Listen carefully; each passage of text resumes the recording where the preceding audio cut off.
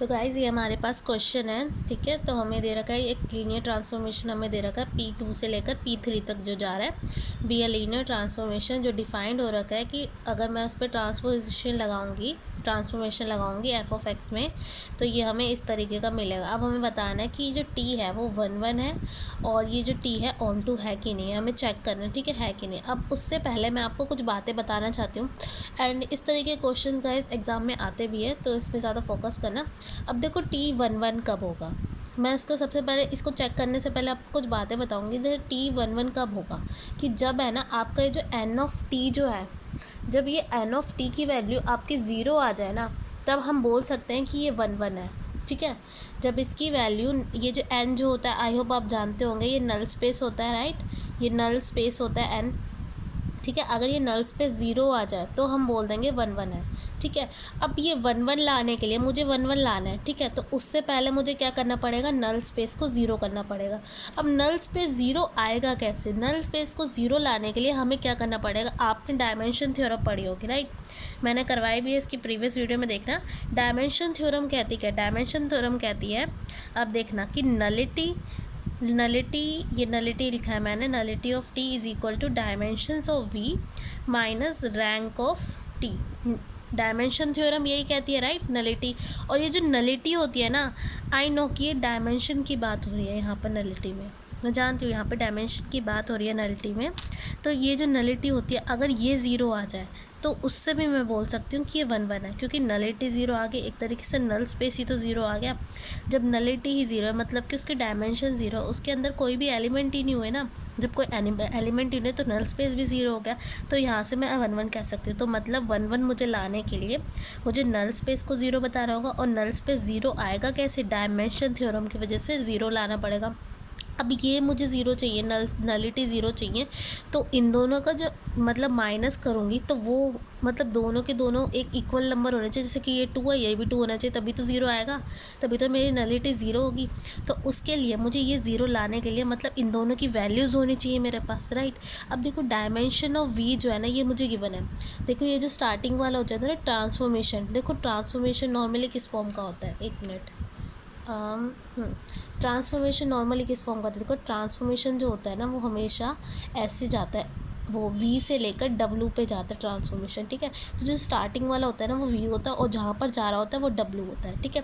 तो स्टार्टिंग वाला V ये है मेरा, तो P2, तो P2 के डायमेंशन, P2 रिप्रेजेंट क्या कर रहा है, P पॉलिनोमियल रिप्रेजेंट कर रहा है, और 2 का मतलब है कि वो पॉलिनोमियल जो है उसकी हाईएस्ट पावर 2 है। तो इसके डायमेंशन की बात करेंगे ना तो 3 होगी उसकी डायमेंशन, क्योंकि पॉलिनोमियल में एक और ऐड हो जाता है, क्योंकि ये कांस्टेंट के लिए होता है, जिसकी x की पावर 0 होगी उसको भी तो ऐड करेंगे, क्योंकि देखो P2 का मतलब ये है ना, पॉलिनोमियल इस फॉर्म का है, ऐसे यहाँ पर x² प्लस में किसी x की पावर 1 और किसी x की पावर 0, मतलब कि ये कांस्टेंट। तो इसके डायमेंशन कितने हो गए, 3 हो गए ना।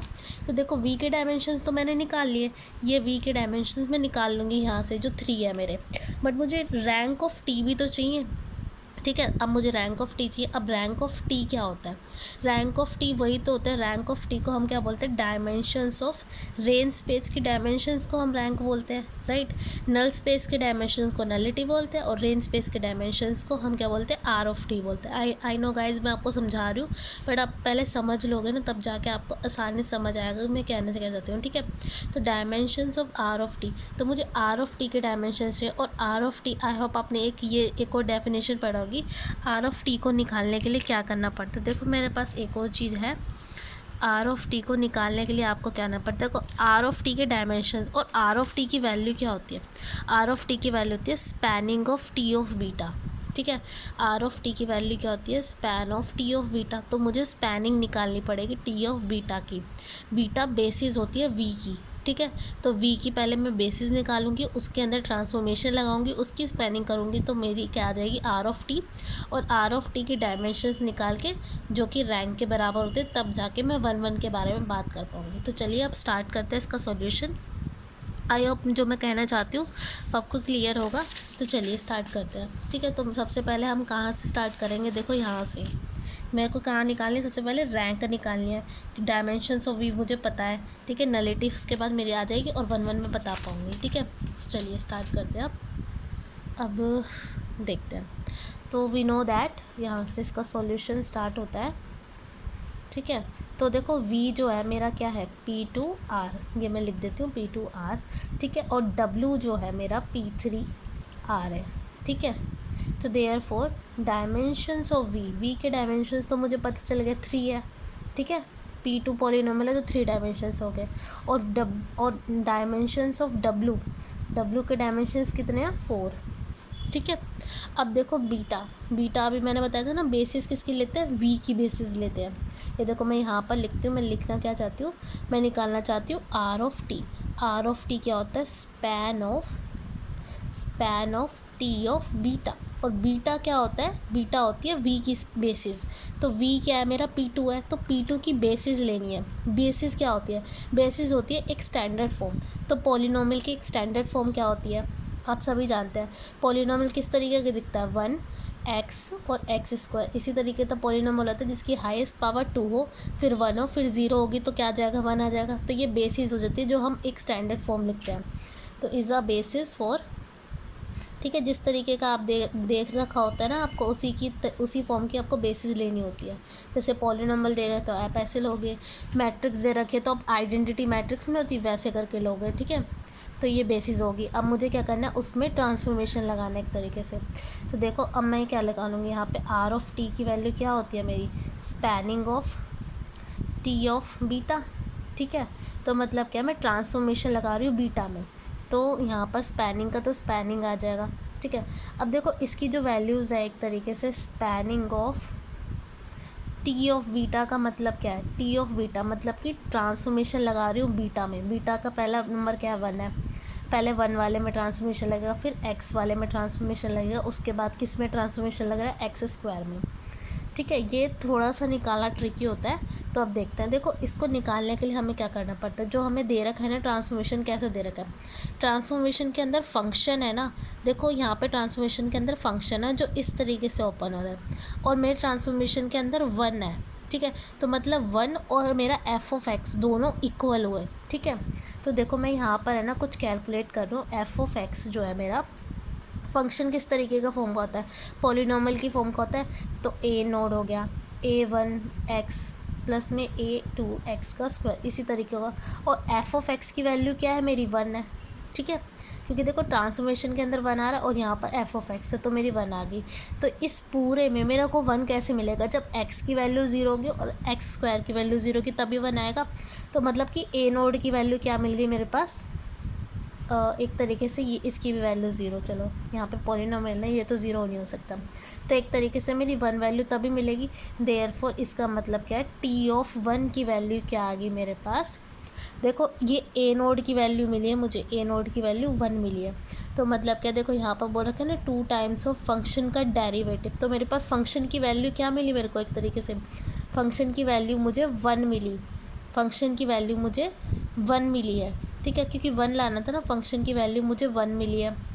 तो मतलब क्या, इस 1 का मुझे क्या लेना है, डेरिवेटिव लेना है। देखो यहाँ पे फंक्शन था, उस फंक्शन का डेरिवेटिव लेना था। अब मेरे पास फंक्शन 1 है, तो 1 का डेरिवेटिव क्या होगा, 1 का derivative that is 2 times of function का डेरिवेटिव 0 होगा, डेरिवेटिव प्लस में इंटीग्रेशन ऑफ 0 से लेकर x तक जा रही है लिमिट, और 3 एंड f(t) लिखा हुआ है यहाँ पर, ठीक है।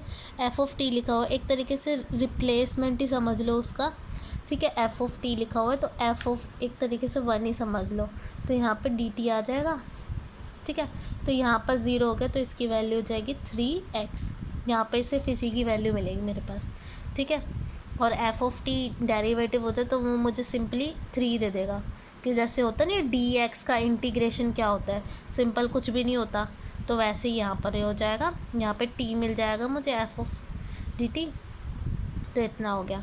अब देखो दूसरी बात, अब यहाँ पर 1 के लिए मैंने कर दिया, अब मैं t ऑफ x के लिए करूँगी तो मेरी f(x) की वैल्यू क्या हो गई, यहाँ पर f(x) की वैल्यू मेरी x होगी। तो मतलब कि बाकी पॉलिनोमियल्स की वैल्यू मेरी 0 हो गई। तो एक तरीके से मैं इसका भी वो क्या लूँगी, मैं इसका भी डेरिवेटिव लेना पड़ेगा, ट्रांसफॉर्मेशन लगाने। तो t ऑफ किसकी वैल्यू, x की वैल्यू, t ऑफ x की वैल्यू क्या हो जाएगी मेरे पास, कि फ़ंक्शन का क्या होगा, डेरिवेटिव। फंक्शन क्या है मेरे पास, अब x है, ठीक है। x का डेरिवेटिव क्या होगा, 2 टाइम्स तो करना ही है, और फंक्शन का डेरिवेटिव मतलब x का डेरिवेटिव क्या होगा, 1 होगा, तो 2 ही आ जाएगा प्लस, ठीक है, प्लस आ जाएगा इंटीग्रल ऑफ 0 से लेकर x तक 3, और यहाँ पर एफ ऑफ टी है। अब फंक्शन मेरा क्या है, x है ना, तो मतलब कि यहाँ t से रिप्लेस कर दूँगी एक तरीके से, तो यहाँ पर आ जाएगा 3t dt, ठीक है। अब इसका इंटीग्रल करूँगी तो आ जाएगा 2 + 3/2 x²। आई होप आपको समझ आएगा। वैसे ही आप इसके x² की वैल्यू निकाल लीजिएगा, मैं यहाँ पर डायरेक्टली लिख देती हूँ। देयरफॉर r ऑफ t की वैल्यू क्या आ जाएगी, spanning of r t of 1 की वैल्यू क्या आई थी 3x, t ऑफ x की वैल्यू आई थी 2 + 3/2 x² and t of x² की वैल्यू आएगी 4x + x³, ठीक है। अब देखो रेंज स्पेस निकाल लिया मैंने।